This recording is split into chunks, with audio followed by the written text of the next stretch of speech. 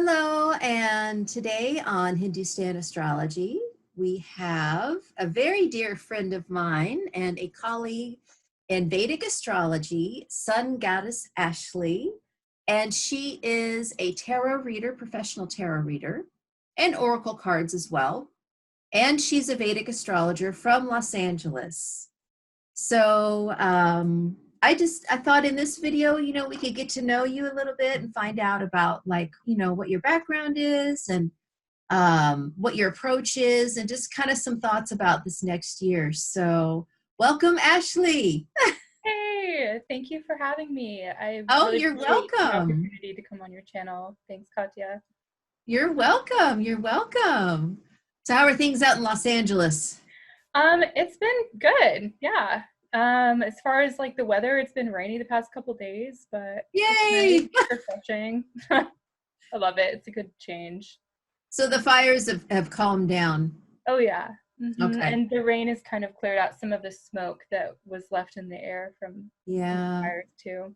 Yeah, I noticed when, not just when Jupiter went into Sagittarius, but like the whole time he was Gandanta was when the fires were really bad. And when he got out of that Gandanta phase, things seemed to kind of calm down a little bit. Yeah. Just for you newbies, Gandanta means the end of the water sign and beginning of the fire. There's an area where it's the karmic knot at the end of a cycle. And when the big planets like Jupiter and Saturn go into those Gandanta zones, things can get really out of hand. So I I'm think glad that things are Joni had calm. talked about the Gandanta actually means drowning. Yes, well, So it's that's, the point where yeah, it we feel actually we means don't have. knot. It actually, like the literal translation is that it's a knot. But the translation, the feeling of it, the feeling is that you're drowning, you Like you know? don't have any control of the Yeah. circumstances that are happening. Yeah, and with Jupiter expanding everything and Sagittarius, being fire, and it's his own sign, the fires were just crazy, not just there, but in Lebanon too. They were out of control. So, okay, so tell us a little bit about like how did you get into tarot and astrology? Well, I got into astrology first, I would say, and I was in high school, and I had one of my friends just tell me my sun sign. This was tropically, Uh-huh. um, and I didn't really take like too much into account of like really what it meant. I'm like, oh, that's cool.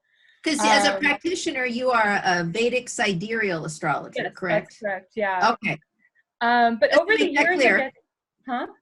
Just to make that clear. Yes, yes. No, I practice Vedic astrology now. But over the years, I was studying more and more about Western tropical astrology and um, wanted to find my tribe of people that were also interested in that. So I started joining these Western groups and learning more about the stars. Or, well, I really started learning about the stars when I um, kind of shifted to Vedic astrology. And the first person to do that for me, to kind of introduce me to that world, was Joni Patri. Um, Now, her videos or in person?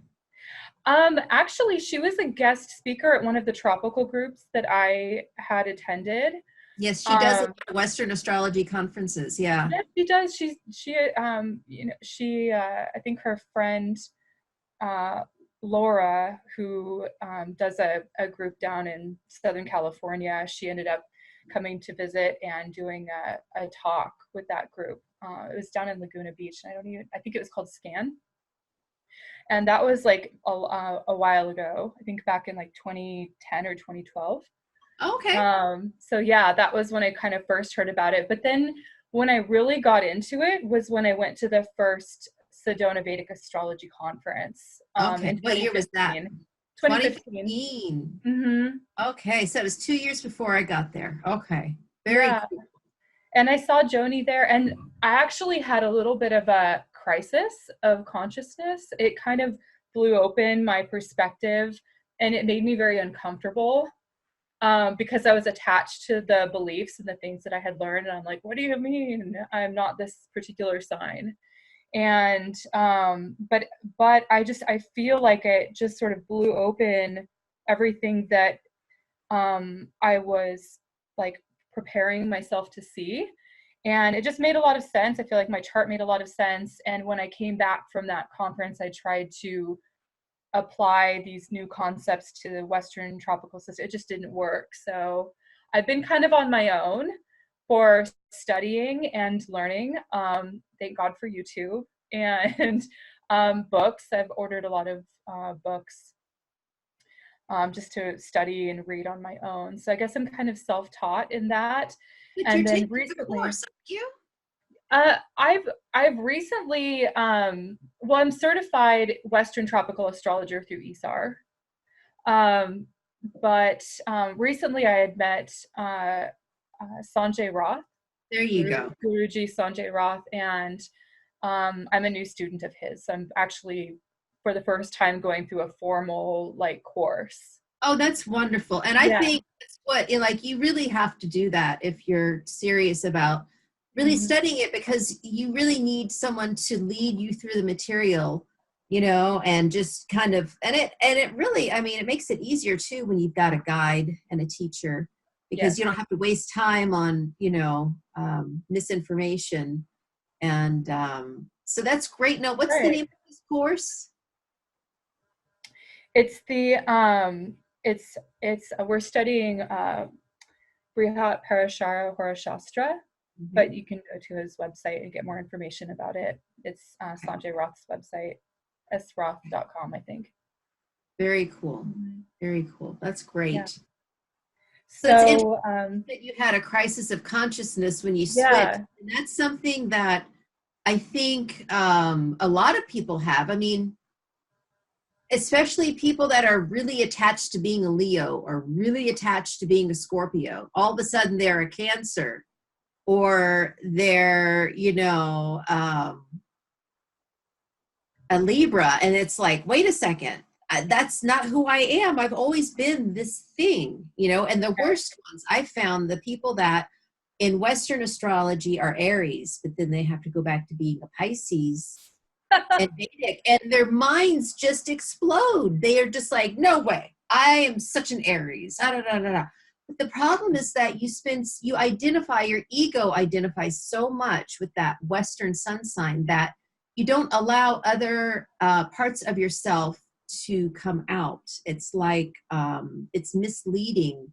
And I feel like it's not that Western isn't valid. It's only that it is about 10%, because Western comes from Vedic astrology. So it's like 10% of Vedic astrology. And it's the part that the Persians, analyzed. So, I mean, it's not that it's misleading. It works great on its own, and Vedic works great on its own. But when you try to mix and match the two, that's where things get wonky. You really have to respect each system. Right. Mm-hmm. Yeah, it's really true. And I think there's a lot of conditioning too, and just a lot of misinformation.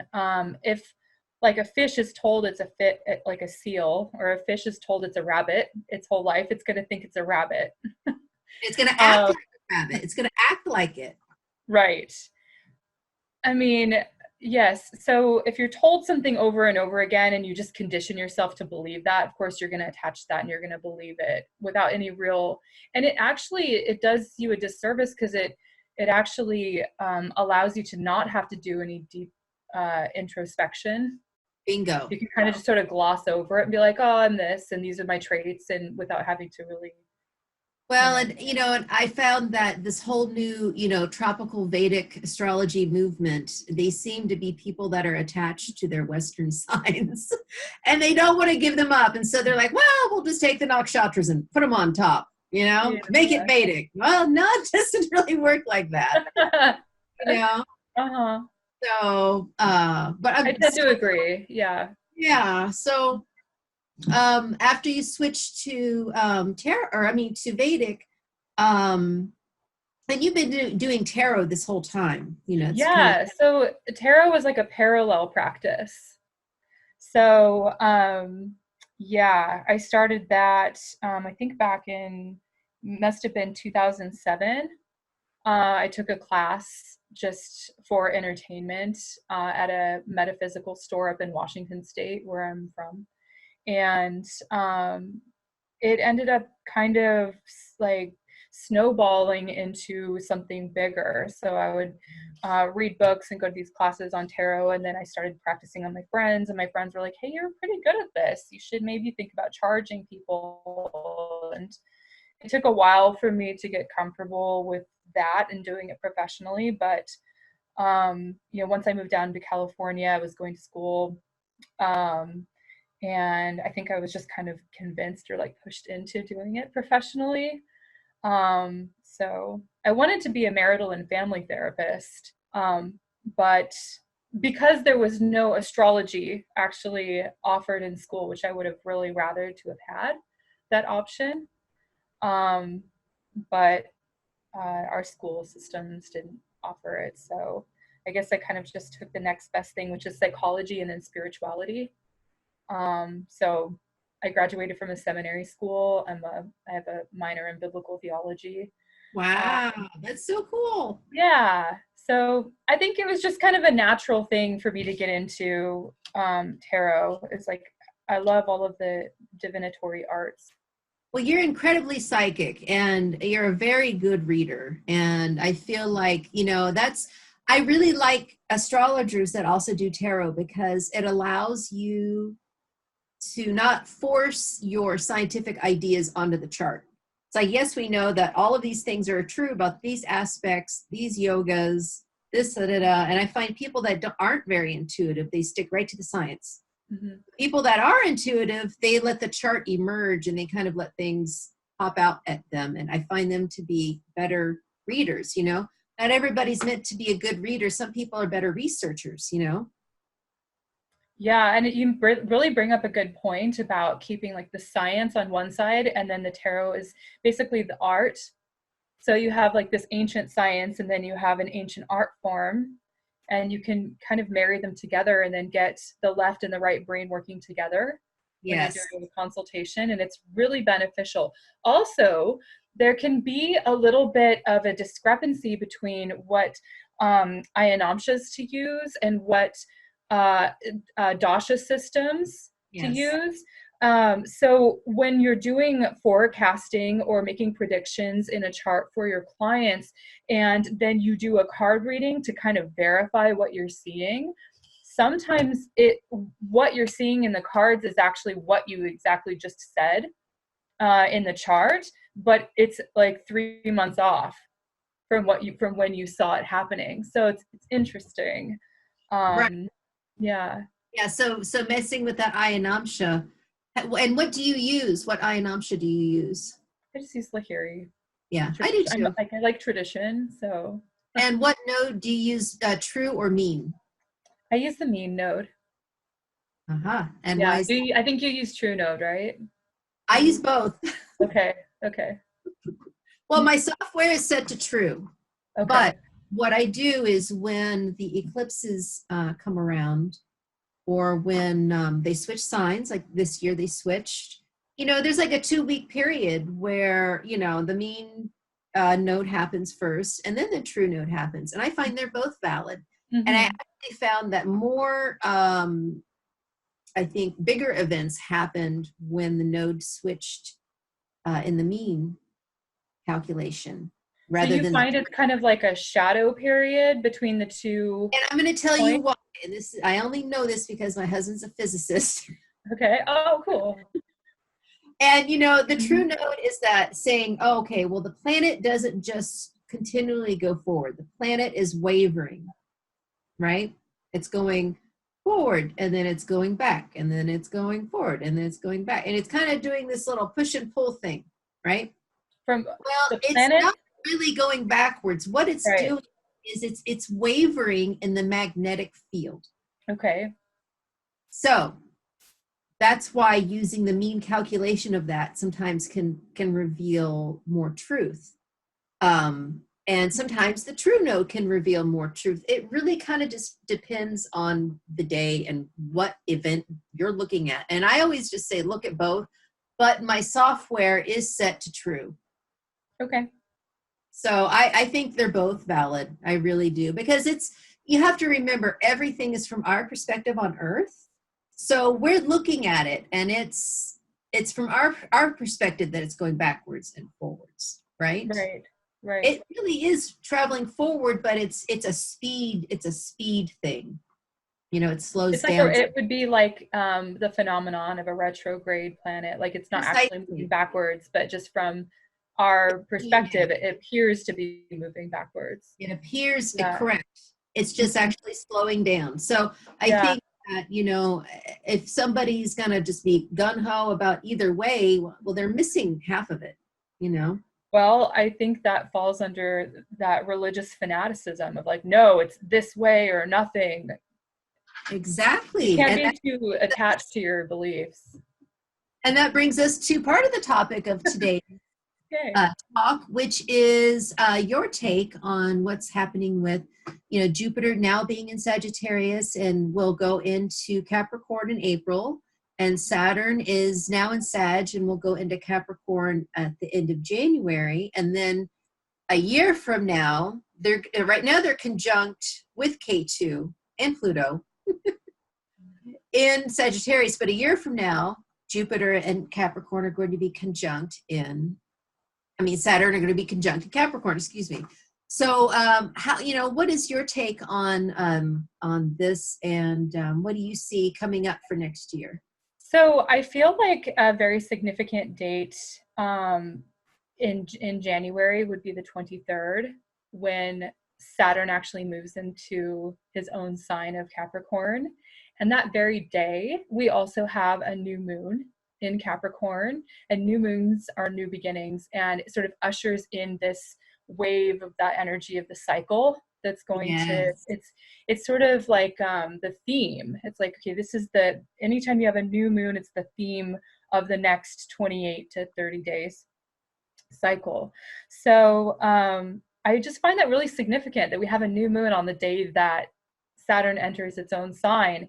And I do feel like I also know that the Chinese New Year is usually in February, but this year it's early. I think it's on the 29th or even the 25th to the 26th. I'll have to double check that. But it's interesting, it's right after the new moon. And then it sort of feels like the new year, even though everybody celebrates it on the 1st of January, like the Gregorian calendar, right? I really feel like we're going to be feeling the new beginnings and sort of that freshness coming in on the 23rd. Right. So, Right. And that's Uttara Ashada Nakshatra, which is Ganesha's Nakshatra. Woohoo! yes, yes, very powerful. I'm very attached to him. So I have a dress planned and everything. Yes. And Yeah. so how do you feel about but how do you feel about Jupiter? What do you see? Because when they come, it's like every 20 years that they come together. And this time they're coming together in a fire sign, and then next year will be in an earth sign. And like we were both at the Future of Astrology conference, and we sat together and watched, listened to Judith Hathaway's presentation, which was mind blowing. I mean, Really her research, I can't. It's like I have good. to go back. I've gone over my notes a few times just to look at the slides to kind of get this information into my psyche. But the way she was looking at it was grouping it in the elements. So when they come together in the fire signs, and when they come together in the earth signs, and she was saying, that when they come together in the fire signs, especially Sagittarius, they have a lot to do with religious fanaticism and beliefs changing. And just especially, and then when they go into earth, it's going to be more about physical things, money, monetary things, and especially Capricorn, things underground. But especially with the fires out there, I mean, what's your take on let's say like for Los Angeles next year? This is a game-changing year for us. Well, I just feel like when they come together in each other's signs, when they come together in Sagittarius, that's the sign of Jupiter. So Jupiter is kind of the landlord, And he's got and his hand. Saturn would be the tenant. So it's a guest in the home of Sagittarius. So I feel like like Jupiter will be stronger. So yes, sort of that nod to belief systems, and like beliefs Properly changing, all worked. of that. hmm And then when they go into Capricorn sign, vice versa, it's Saturn's domain. So a little bit more serious. And also, since Capricorn follows Sagittarius, it's like the second from that house. Mhm. And so it's the product of the belief systems changing. Okay, so it's almost like a cementing element of like belief systems change, and then it's sort of like a firming up of that. And what's the product of the belief system but the churches, right? Right. Oh, yes. So like money and The buildings the too. buildings. Okay. Yeah. Yeah. Yeah. Exactly. Yeah. So, yes, both very powerful transits. The outer planets really do create changes on a like a bigger level. Yes, they do impact our lives, but they travel so slowly that the change in our lives are gradual. You can really see them on more of a macro level when you look at like laws being changed and the government policies being implemented. So, Right, right, right. yeah. Now, in the tarot, the Okay. two major arcana cards that correspond with Jupiter and Saturn are Jupiter's the Wheel of Fortune, and Saturn is the universe. So, why don't we talk about the planets and their qualities through those cards? Okay, yeah, sure. So I'm excited to talk about this because I do love correlating the tarot with astrology. And I've been looking forward to talking about these cards. So the Wheel of Fortunes is what it looks like in the Rider-Waite. And this is the deck that I learned on and what I primarily use, although I Yeah, me use too. lots of I other find decks. myself going back to it all the time because they do talk a lot about corresponding to astrology, and hmm um, I don't want anything that's taking me away from that centered truth. So I agree. Right. Yeah, because you get a lot of other creative depictions on different decks. They have different art, but it kind of strays from the connection that you can actually see the symbolism of astrology in the card, right? Right. That's what you're saying. Yeah. Yeah, I agree. So yeah, this is the card that is the Wheel of Fortune. It represents Jupiter. And here we have the wheel and it's turning, right? So what goes up must come down. And this is on like a bigger scale as well. This card generally signifies wealth, a positive turn of events, or things that are very cyclical. Okay, and you have the four fixed signs. So you have a bull, which is Taurus, and you have a lion, which is Leo. You have a human, which is Aquarius, and you have this phoenix, which is Scorpio. So you have all of the four fixed signs sort of as the parameter, which is the structure, which can almost be seen as like a Saturn sort of structure that the wheel is able to move within. Ah, And each of these characters are all reading these books. They're open books, and they're akin to the Akashic records or any sort of spiritual knowledge or anything that has to do with Jupiter, right? Jupiter is spirituality and knowledge and learning, and it is about expansion. So expands your mind, expands your consciousness, your awareness.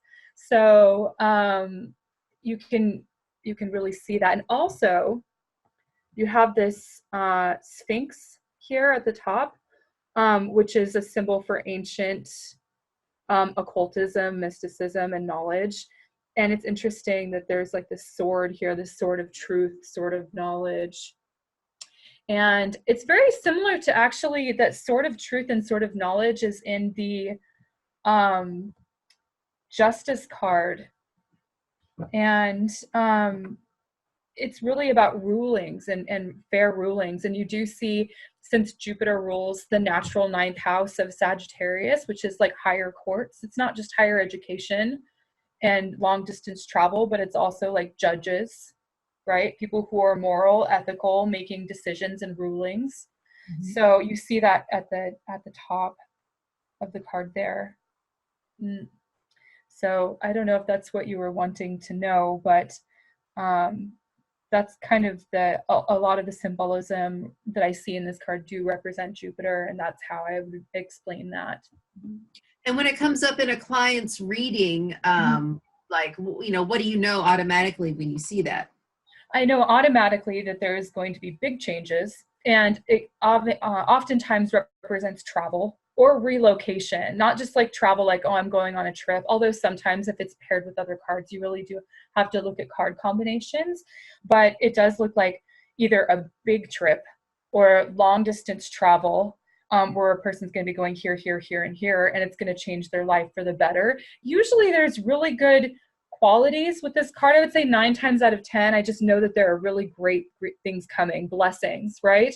Jupiter does give that to us. It gives us blessings, it gives us hope, and it Right. gives us opportunities.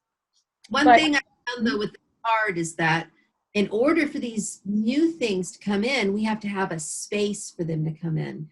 And so oftentimes this card will be accompanied with endings, like an end of a cycle, ending a career and starting a new one, but you can't start that new one until you end the old one and you create that space, because nature abhors a vacuum, right? So if you create a vacuum, nature's going to fill it up.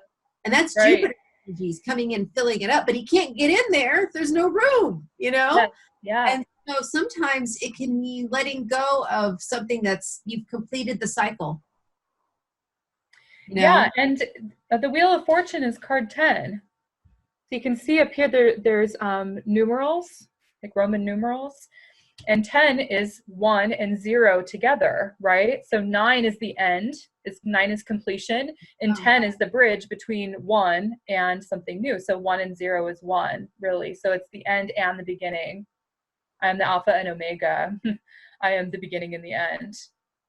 It's very it's almost like I feel like it's like a religious card too, but yes, you have to have that space for things to move forward. And what I was going to say was, like, sometimes like maybe like 10 less than 10% of the time this card can be seen as negative, because if a person isn't ready for change, or if they're not ready for expansion and growth, it can be very uncomfortable. And if you're not centered, then you're going to be taken for a loop. You're going to be feeling like your life is out of control and spinning, like that Gandanta point. If you are centered and you're in the center of the wheel and everything is changing around you, you are the observer of life. And you just notice that things are changing around you, but it's not affecting you where you feel like you're being taken for a ride like Rahu. It's not like high highs and low lows and oh my god, here we go again and I'm getting nauseous, get me off this ride. So right, it's all about centering yourself and not getting pulled into the whirlwind. I've been a Sufi whirler for about 25 years, and when you get whirling, you feel like you're standing still and the world is turning around you. You find your center by spinning. That's so cool. I didn't actually know that you did that type of dance. Yeah. I knew that you were a dancer, a beautiful dancer, but I didn't know that you did that. Yeah, that's been my spiritual practice and my moving meditation since about, I think, 1995. Oh wow. And it's the same quality, that's Jupiter. I didn't put those two together. So thank you. Okay, yes. Isn't that cool that I've been doing tarot for about 13 years now, really just like kind of studying it. And I learn new things every day with the same 78 cards. I practice astrology every day, and I practice astrology and tarot every day with my clients, and I always learn something new. It's just so, you're looking at the same picture, you can see how it applies in different contexts. Yeah. Right. So cool. Well, I really feel that, and this is something Sandeep said too, and I hadn't even thought about it, but that higher education, Jupiter, Sagittarius, Our whole student loan system needs to be revamped. I mean, it's a mess. They're letting people get, thousands of dollars in loan. Hold on a second. Sorry.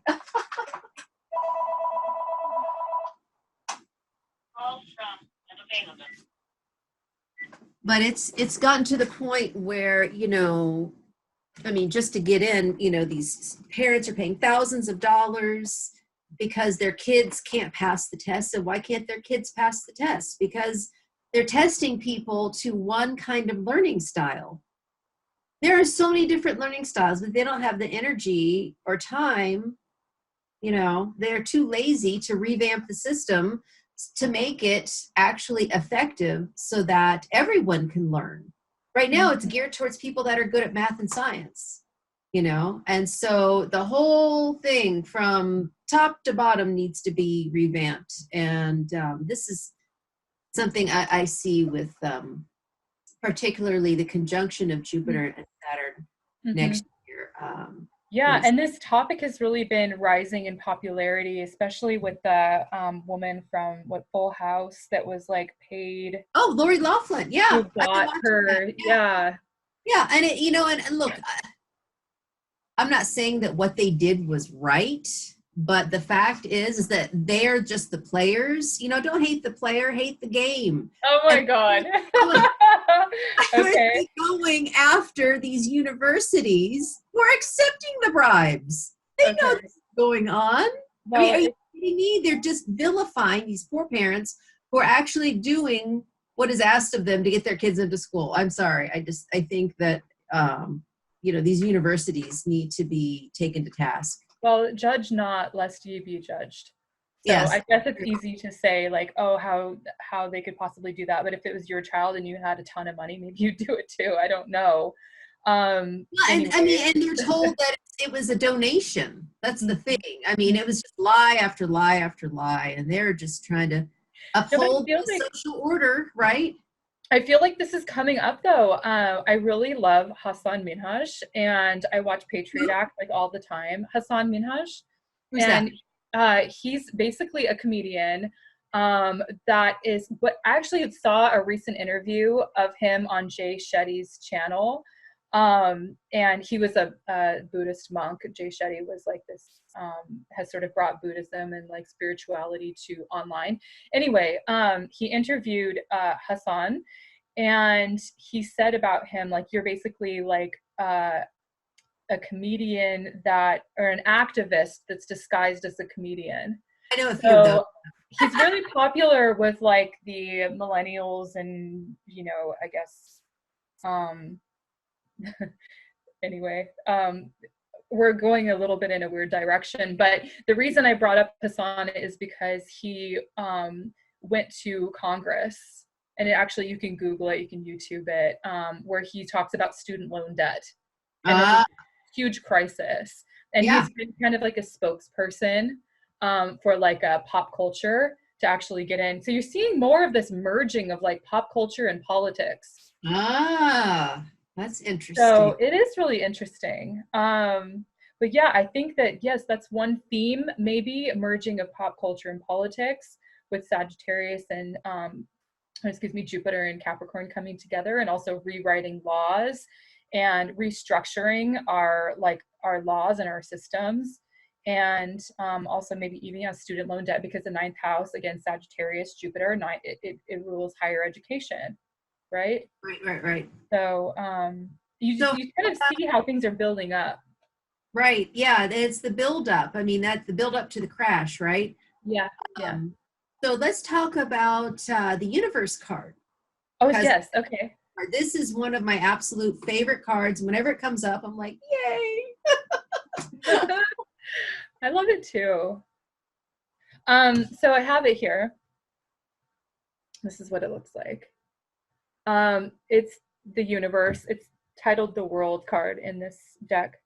But here you see this woman, and it's interesting that she's still, she has emerged basically, and you still see these four signs these four fixed signs that you had seen in this card.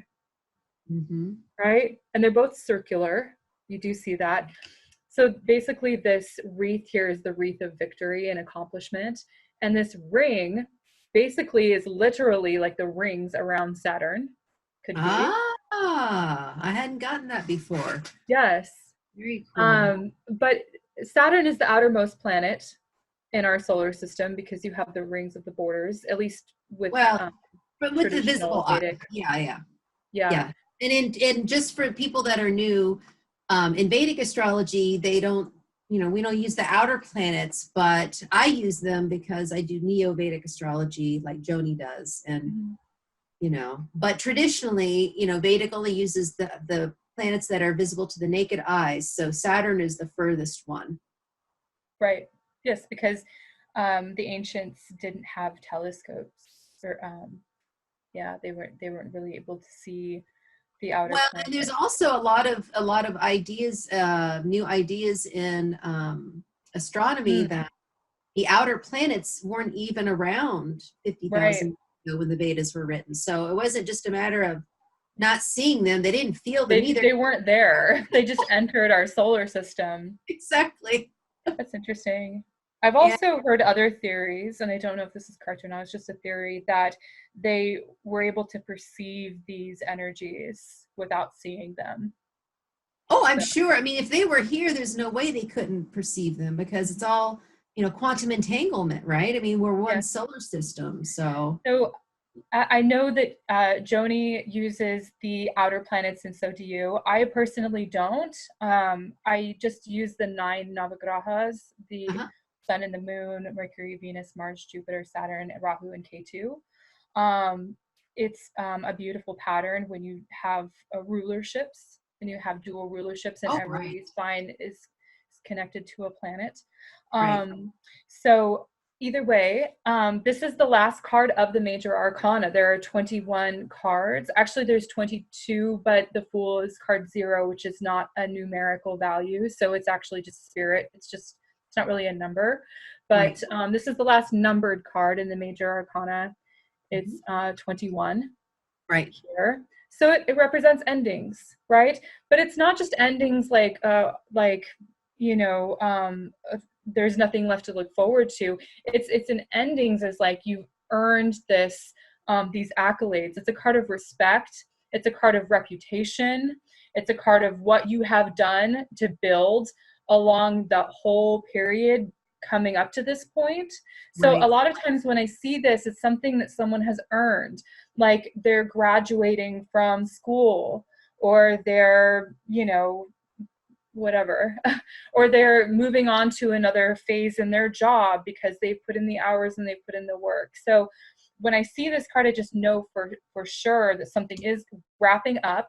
It's a completion energy, Mhm. and usually there's a lot of rewards that come with it, which is very Saturnian, Yes. right? Well, You and delay. I both know that Saturn gets a bad rap, right? Yes. Right. Yeah, Mm-hmm. because he delays and he makes us work for things. He doesn't just give us things. Sometimes Jupiter can just give us things like the lottery, right?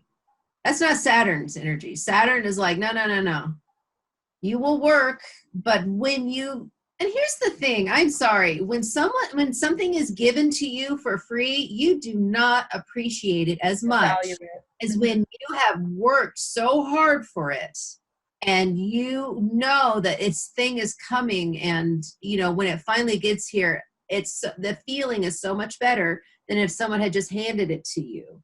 And so that's why I love the universe card. That's why I love Saturn, is because it's not that he's trying to take things away from us, or he's trying to take things away from us that aren't good for us.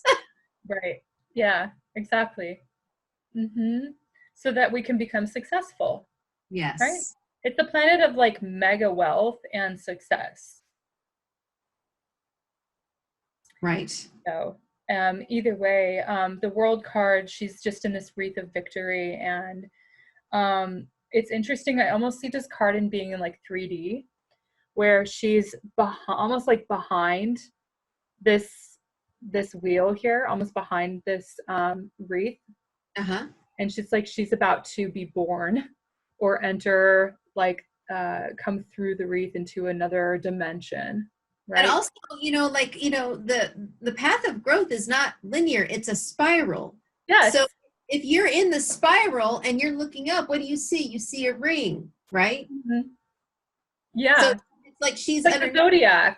and you're going literally, that this card is going to the next level. Hmm.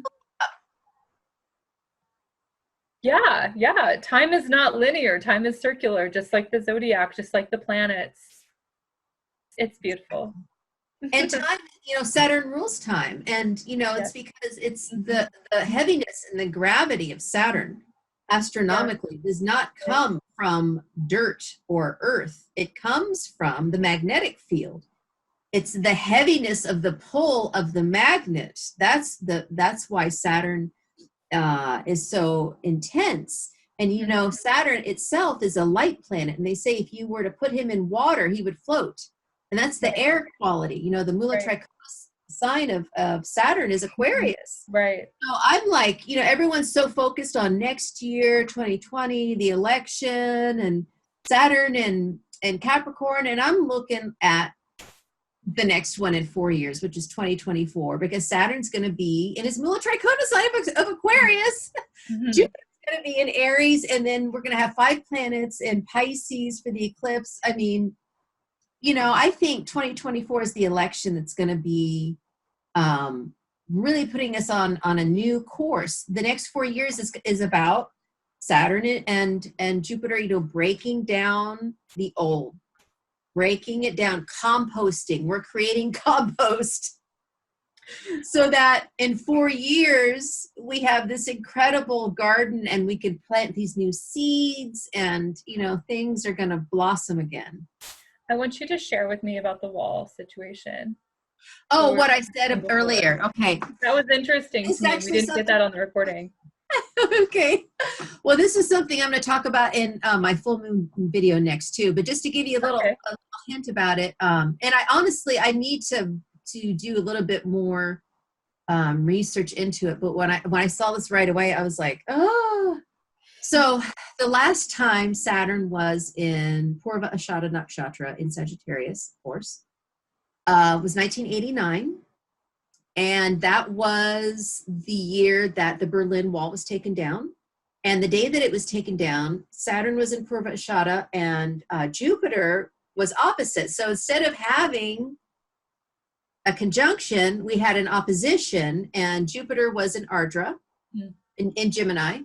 But then it was then I said, okay, well, when was the wall put up? So I looked when the wall was put up, and I think it was like 30 years before, because Mm. it was when see, this is the thing, I need to print it out. Forget Sorry. this I put you time, on the spot. but when the Berlin Wall went up, Jupiter and Saturn were conjunct. And I'm pretty sure it was in Sagittarius too. I think it was. I'm pretty sure it was in Sag. And then 30 years later, it came down. So here's the thing. What do we have going on right now? We have the wall going up, and it's going up. There's no stopping it, right? And so this is the Jupiter-Saturn conjunction. And it's weird that we would have a wall go up when beliefs are crashing down. But here's the thing. Mexico just legalized marijuana. Canada just legalized it. We are stuck in the middle. And I think this is part of the belief system that's going to come crashing down. This is part of why they want the wall up, right? Is to stop. I feel like things are happening so fast. They're trying to stop things. It's like a dam. They want to stop evolution from happening, but they can't. Mm-hmm. Berlin Wall went up when they were together, and then when they were in an opposition, the Berlin Wall came down. So in 30 years, this wall will come down, I think. I think that this is, I don't like to talk about politics. I don't ever put my personal opinion into anything. But from what I can see, the reason for this wall has so much to do about, well, first of all, helping people, on both sides, right? Because they need to recognize that people are going to come whether there's a wall or not, right? But I feel like a lot of it is these old beliefs that are going to be crashing down about countries, about territories, about nationality. We see so many cultures mixing, and I think in 100 and in 1,000 years, it's going to be one tribe. It's not going to be so much separation. It's going to be more oneness. And so this is just 2 steps forward, 1 step back, 2 steps forward, 1 step back. And so they put these walls up trying to stop, modernity, but it's going to come crashing down. And it's not that boundaries aren't necessary. They are necessary. If we didn't have boundaries, our cells, we would be one pile of mush. Our cells couldn't function. Our cells need boundaries. You know what I mean? So it's about establishing healthy boundaries. But I couldn't believe when I looked at the dates, and it was exact, a conjunction and an opposition. So I feel like this is going to be a huge thing for next year too. And just to put this out there, and I know that, I'm not taking sides, but when Jupiter and Saturn are in Sagittarius, Jupiter will have the upper hand because it's his sign, Right. but it's also the sign that includes a horse, it's a centaur. So the Democrats will have the upper hand while they're Sagittarius. But when they go into Capricorn, which is Uttara Ashada, Ganesha, the elephant, the Republicans will have the upper hand. And that's just, you have to look at the horse nakshatras, like Ashwini would be another horse that would be the Democrats as well. And then also any nakshatras in Pisces, because Pisces is ruled by Jupiter, would also indicate, Democrats. So just pay attention to that. Try to be objective. And as the news is happening next year, just pay attention to where they are and see who is being favored more. So I think that's going to play out. That's going to play out a lot too. It's really interesting too, because you're mentioning Purvashada, and you have Ganesha, which is the remover of obstacles and boundaries, walls, blockages. Uttara Ashada, right. Uttara Ashada. Mm-hmm. Yeah, right. And, as far as this eclipse coming up, December 26th, it's in Mula, but Mula is ruled by Ketu, and Ketu, transiting Ketu is going to be in Purva Ashada, which indicates war. And that's ruled by Venus. And it's interesting that Venus is now in Capricorn, which is where Saturn is going to be. So, and then Mars is going to be 12 places coming from behind in Scorpio. So it's going to be, and there's already all these, the news is just ramping up for, Christmas. Do you really want Mars at your back? That's such an uncomfortable energy. I know, and especially at Christmas. Who is behind me? You feel like, is there someone behind me? Oh, it's just the warrior. Yeah, exactly. Yeah, intense. He's either having your back or he's kicking your butt. So. Did you kind of pull some cards, or do you want me to pull some cards on the year? Yes, let's pull some cards for the eclipse and see what kind of energy you feel, and pull some for next year. Oh, for this solar eclipse? Mm-hmm. In Sagittarius? Yeah, why don't we pull something like kind of universal, like, for everybody with this energy. Okay, I'm just kind of freestyling it here. I don't have any. I'll pull one card for the solar eclipse, and we'll see what comes up. Okay. Okay, I'm just focusing in on this card flew out. This is a card of generosity and charity. And, right. And it's help, service. Yes.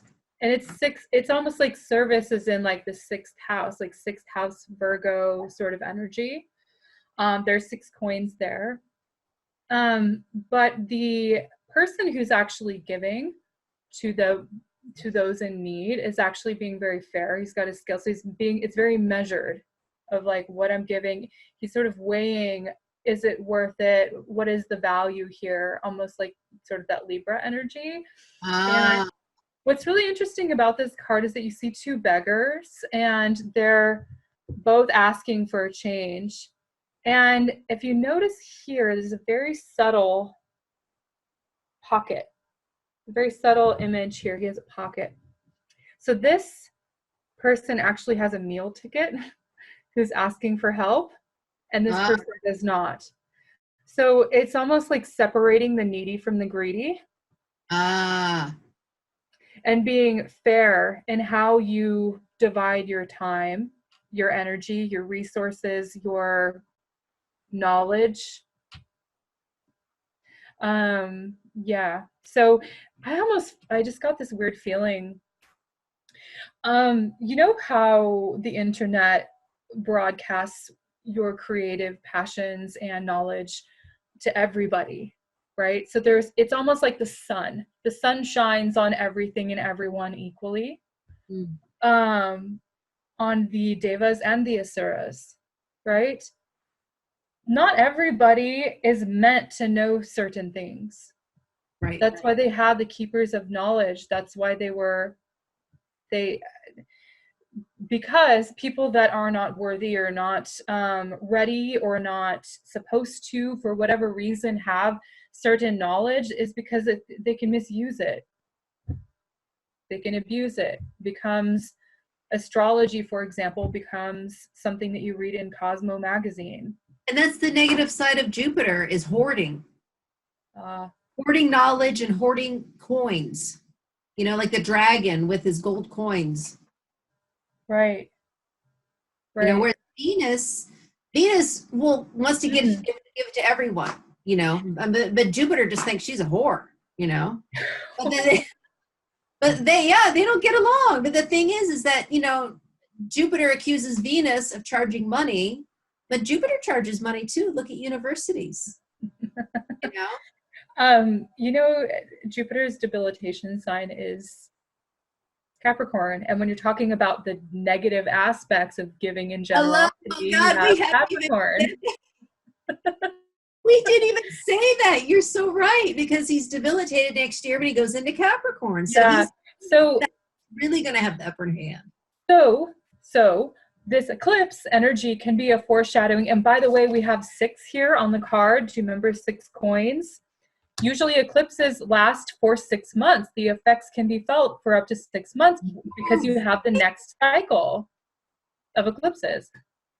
Wow. So you see, guys, see how tarot and astrology work so well together, and how tarot. See, here's the thing, you know, there's one of the Vendangas of, you know, astrology is Nimitta. And what is Nimitta? Omens. Mm-hmm. You know, and so working with the cards gives you that quality to your readings. That's true. Noticing the signs and omens. Are you awake or not? So do you want me to pull some extra cards for the rest of the 2020, or do you want to? Let's pull some cards for next year and see what happens. Like, so how would you like me to do that? Do you want me to pull 1 card? Do you want me to pull 4 cards for each season? How do you? Well, let's make it simple. Let's pull 1 card. Like, what is the energy of next year of this? Okay. Of the just 2020 in general? Yeah.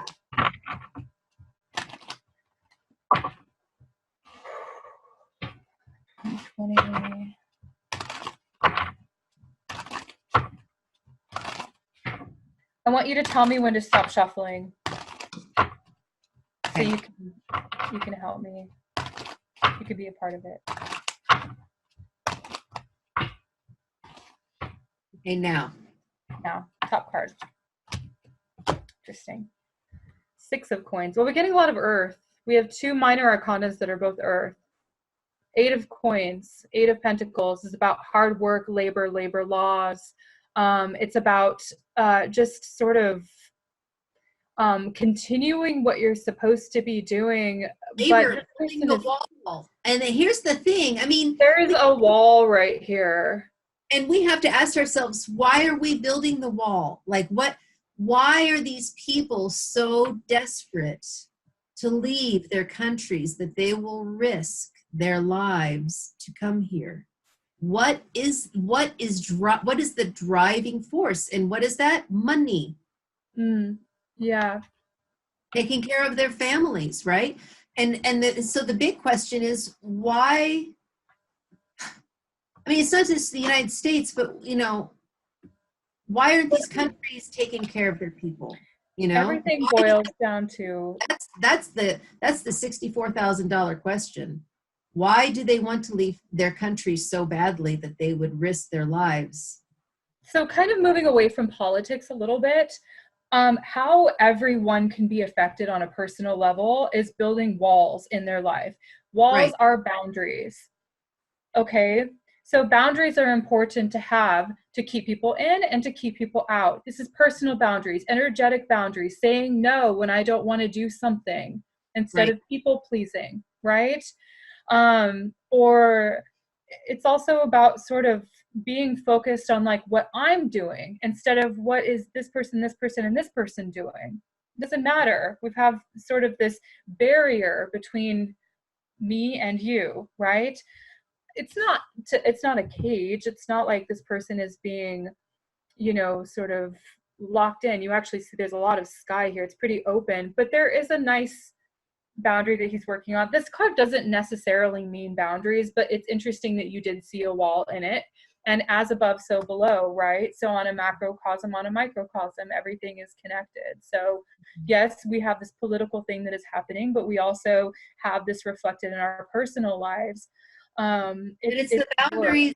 I think, though, really, I mean, on a governmental level, it's the boundaries between the people and the state. For instance, the whole UFO Area 51 phenomenon. People are tired of being lied to. They want to know what our governments are hiding. All of that's going to be revealed next year, but it's also the wall between governments and how they get along. Because the reason why people are leaving their countries is because they can't make enough money. Why can't they make enough money? Because of the way governments are interacting with each other. Mm-hmm. At the sanctions and the things that the U.S. put on other countries. Well, if you don't do so and so, we're not going to give you resources. Well, of course, their people are going to leave. So the way governments are interacting needs to change next year. And I'm just going to throw this out there. There's a great book that will help you understand this. It's called Confessions of an Economic Hitman. And I forget the author's name, but he worked for the government and he went around to, for instance, Central American countries and put up the rules for interaction between the United States and them. And this created the whole economic downturn of these countries and why the people want to leave. So all of that is it's starting from the top, and it's going to trickle down so that on a personal level, we're going to have more personal sovereignty in our lives, not be subject to a slave state where we're working constantly and getting nowhere and paying these ridiculous prices for education. I mean, that's what I about think. wages in this card too. Because Yeah. he's a craftsman, he's doing what he's good at, he's perfecting his craft, and he's very skillful and he's very diligent. He's actually shows up to work every day, maybe 7 days a week in some cases, or has 2 jobs. So there can be maybe like something to do with the minimum wages issues, workers' rights, all of that coming up in 2020 as well. Yeah. And I mean, why do you think so many countries so many companies want to leave the United States and build factories elsewhere? It's because it's costs less money, and we're just creating this situation where everyone wants to get paid, but nobody wants to work. And so the people that actually do want to work, are flooding into this country, over the border, and we're trying to build a wall against them. I mean, it's ridiculous. The whole thing is it's a mess. It's a hot mess. Mm-hmm. Yeah. Yes. So it's really interesting that both both cards came up as pentacles or coins, having It to do with the is. money aspect. Capricorn. Mm. And the whole problem with China right now, and I just see a whole big economic war coming up next year. And that's why I feel like it will be status quo for the next 4 years because of this economic war, like especially with China and I mean, it's just so many problems with that relationship right now. And that's going to be a huge issue, for the election as well.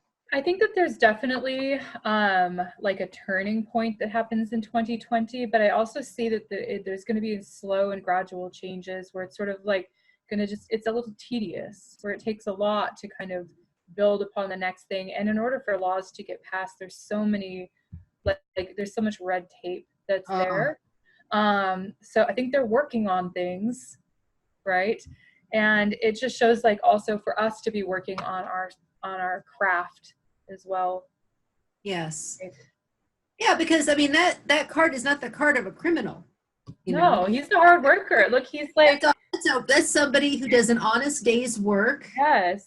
And isn't greedy, and that's like one of the most beautiful qualities of Saturn, is the delay, the reward that comes after the delay, So I think that's a beautiful expression of next year. Yeah. How far have we gone so far? Well, we've got a little bit more. So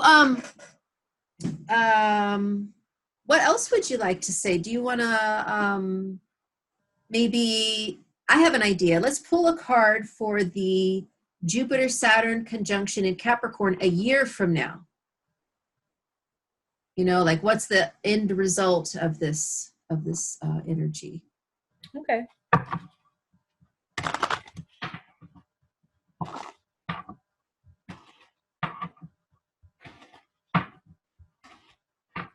Jupiter-Saturn conjunction a year from now. What's the end result?